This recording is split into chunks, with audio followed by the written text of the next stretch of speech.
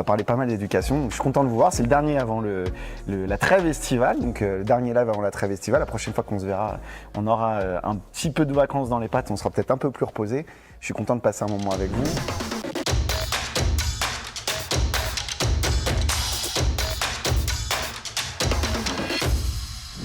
Et puis Guéna, on a aussi nos colos apprenantes parce qu'on a une quarantaine de départs en juillet.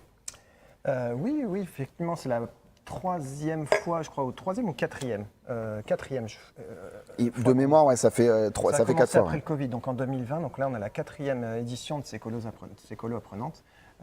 Le principe, c'est de flécher des jeunes qui ne sont jamais partis en vacances, pouvoir leur faire bénéficier d'un voyage gratuit, totalement gratuit, pendant une semaine, soit à la mer, soit à la montagne. Alors par exemple, là, il y en a qui vont à l'île Tudy, dans le Finistère, qui vont faire du bateau, enfin tout un tas d'activités assez diverses qu'ils n'auraient pas forcément et dont ils n'auraient pas forcément bénéficié en temps normal. C'est ça. Donc tous les ans, on renouvelle l'expérience. Tant qu'on a les moyens de le faire, en tout cas, on le fait. Là, parce que c'est un dispositif qui est financé par l'État, mais pour lequel nous, on est moteur et on va dire, je dirais même que c'est, on vient en support pour proposer des familles, pour accompagner des publics, etc. Parce que sinon, logistiquement, c'est un énorme travail en fait. C'est des agents qui vont aider les familles de A à Z. Du début de la procédure jusqu'à la fin, jusqu'à les accompagner même à l'arrêt de bus. On a 39 départs en juillet et puis combien en août aussi, je ne me souviens plus exactement. Mais, de mémoire, c'est la même acabit. Ça fait 35 en août. Donc ça fait 74 en tout sur les 2 mois, donc ce qui est pas mal. C'est ça, et puis alors pas mal d'activités, tu l'as dit, acrobranche, tir à l'arc, paddle, etc.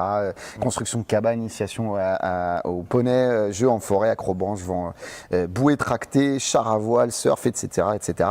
Je sais qu'il y a des belles destinations, on en a notamment avec des excursions à Belle-Île, il y a Saint-Père de Bigorre, il y a Douai en Anjou, etc. Enfin, on a pas mal aussi l'occasion de découvrir le beau patrimoine que nous avons en métropole. Et c'est vrai que c'est toujours intéressant pour des gamins qui n'ont pas forcément je dirais l'opportunité de découvrir ça dans un cadre familial, donc on est vraiment très contents.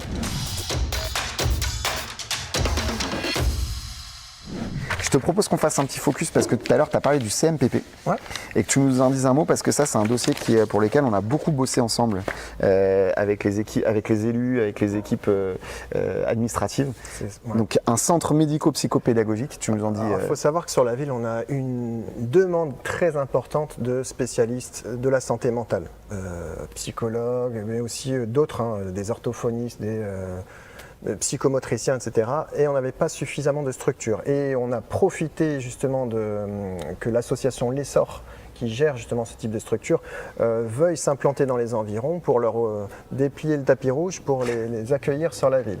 Et ce qui fait qu'on va avoir une structure là qui est en cours de construction à la place de l'espace 128. Oui, alors l'espace 128 c'est à côté de la classe primaire. Voilà, c'est ça.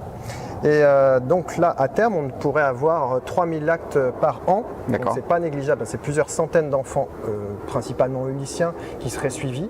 Et là, c'est une histoire de quelques semaines, quelques mois avant que ce soit opérationnel. Donc des spécialistes en quantité et sur la ville à très très court terme. Gros sujet pour nous parce qu'effectivement on a beaucoup et on a souvent des demandes d'habitantes et d'habitants qui nous disent qu'ils ont du mal à avoir accès à un spécialiste sur, voilà, tu parlais d'orthophoniste. Voilà. C'est 2 ans d'attente minimum, là maintenant on pourrait en avoir un petit peu plus. Chez KGR Mosny nous parle beaucoup effectivement de cette problématique d'accès. De toute façon, d'ailleurs à tout âge, parce qu'il y a des spécialistes aussi pour les aînés. Une fois je discutais, c'est la question des ophtalmos. J'ai reçu une dame aussi qui m'a dit un jour, mais qu'est-ce que vous faites pour qu'il y ait plus de kinés? Effectivement, la question de l'accès, le maintien d'un certain nombre de spécialistes sur la ville, c'est un sujet.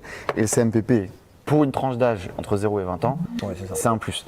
Concrètement, ça veut dire que dans les mois qui viennent, parce que c'est pas à la rentrée totalement, mais quand la structure ouvre, comment ça se passe pour les gamins qui ont besoin d'être accompagnés? Un petit peu après la rentrée finalement, dès que ça va se mettre en place, ça va monter en puissance au fil des recrutements aussi, parce que là ils sont en cours de recrutement, ils ne peuvent pas non plus les faire venir dès maintenant parce que les bureaux sont pas prêts, mais à terme ça va monter à plus de 300 enfants, plusieurs centaines d'enfants en tout cas qui peuvent être accueillis.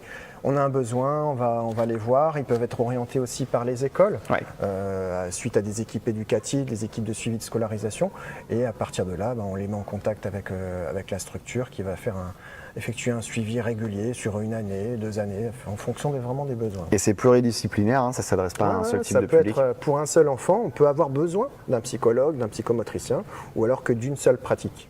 Donc c'est vraiment en fonction, c'est individualisé en fonction de chaque enfant. Puis alors, le vrai plus pour nous, c'est que c'est accessible puisque c'est en plein centre-ville, donc à tout endroit de la ville, ce sera accessible à pied. Là c'est en cœur de ville. Voilà, là c'est vraiment super sympa. Et d'ailleurs, bravo au service, on l'avait suffisamment souligné à chaque fois qu'on a parlé du dossier, qu'on permis de trouver un local qui est adapté. Ouais, puis on a dû faire déplacer pas mal de services en interne qui ont joué le jeu, hein, parce que c'était pas non plus très simple, pour pouvoir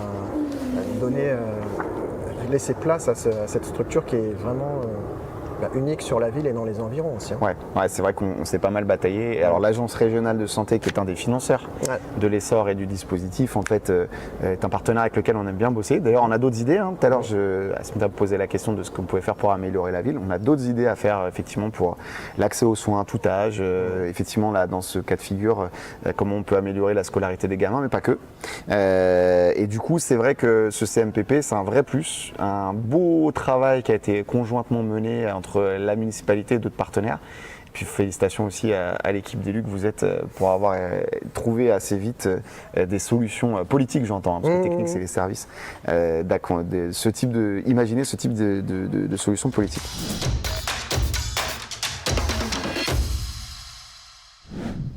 Avec Guéna, ça fait maintenant depuis que le dispositif existe, qu'on essaie d'obtenir la labellisation cité éducative. Même avant d'arriver en mairie. Et même avant d'arriver en mairie, on avait déjà parlé de... Déjà réfléchi à ça. Donc la cité éducative, c'est un dispositif qui met le paquet finalement sur une zone, et une zone en général qui coïncide avec les QPV, les quartiers politiques de la ville. Et sur cette zone-là, on met un budget complémentaire pour pouvoir financer des projets interpartenaires comme la municipalité, l'éducation nationale, avec les écoles, les collèges, le lycée. Et de manière copilotée finalement. C'est vraiment une structure qui est copilotée par une troïka qui va être l'État, l'éducation nationale et la municipalité. Joli comme terme, toujours la troïka. Ouais, c'est sympa.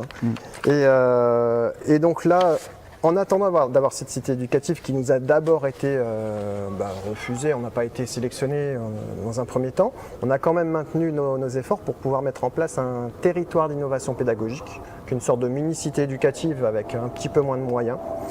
On a montré qu'on était capable de gérer ce genre de dispositif, et là, on a de fortes chances d'avoir cette cité éducative dès la rentrée prochaine. Ouais.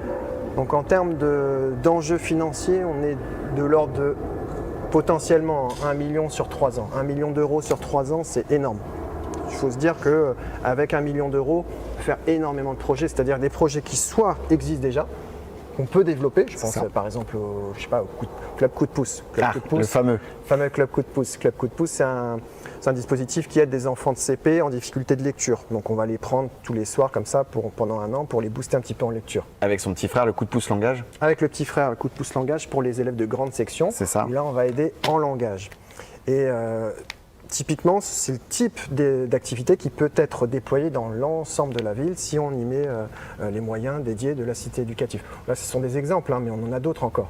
Ça, c'est des projets qui existent. Et puis, à côté de ça, on peut imaginer, comme l'enfant de tout à l'heure posait la question, on peut imaginer des nouveaux projets et les financer grâce à cette cité éducative sur laquelle on espère beaucoup. En fait, on est allé défendre notre dossier en préfecture de l'Essonne il y a de ça 2 semaines, je crois, ou à peu près. Ouais. On y allait tous les deux avec les services de la ville pour expliquer à quel point notre candidature était non seulement opportune, mais en plus avait porté des garanties de succès du fait de notre expérience du territoire d'innovation pédagogique. Et on peut aussi, effectivement, sans trop s'avancer, s'appuyer sur les propos du préfet de l'égalité des chances qui nous a parlé, et de la directrice académique qui nous ont plutôt rassurés en nous demandant justement de présenter ce dossier maintenant pour pouvoir s'assurer de sa mise en place dès le mois de septembre. Ouais, c'est ça. L'autre bonne nouvelle, c'est que vous savez qu'aux Ulysse, la cartographie de la politique de la ville a un peu évolué et qu'on espère que justement cette école de cours dimanche, qui aujourd'hui n'est pas dans la cartographie de l'éducation prioritaire,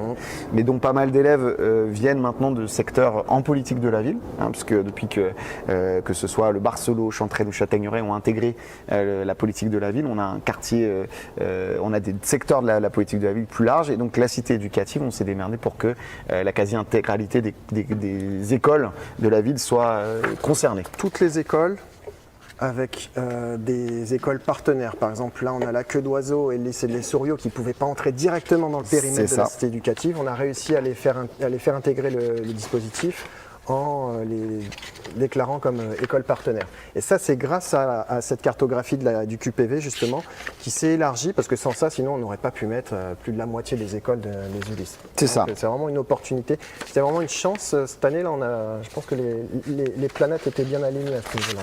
On a de la chance. Écoute, je sais pas si on a la chance. En tout cas, ce qui est sûr, c'est qu'on a bossé, on a quand même pas mal bossé. Enfin, les équipes ont pas mal bossé, puis toi et les autres élus en particulier.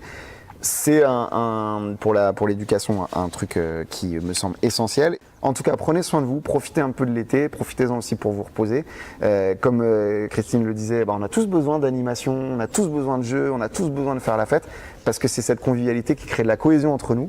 Et donc profitez de ces moments d'animation parce que on en a besoin pour pouvoir repartir aussi sur des activités peut-être plus formelles, qui demandent un peu plus de rigueur et de concentration. On a besoin de ces temps de respiration. Profitez-en. Bon été à vous, à bientôt. De toute façon, je ne suis pas encore parti, donc on va forcément se croiser au détour d'une course au marché ou autre part. Et puis, écoutez, prenez soin de vous. À bientôt. Merci Guéna, merci aux équipes de nous avoir accompagnés. Et puis à bientôt. Bye bye.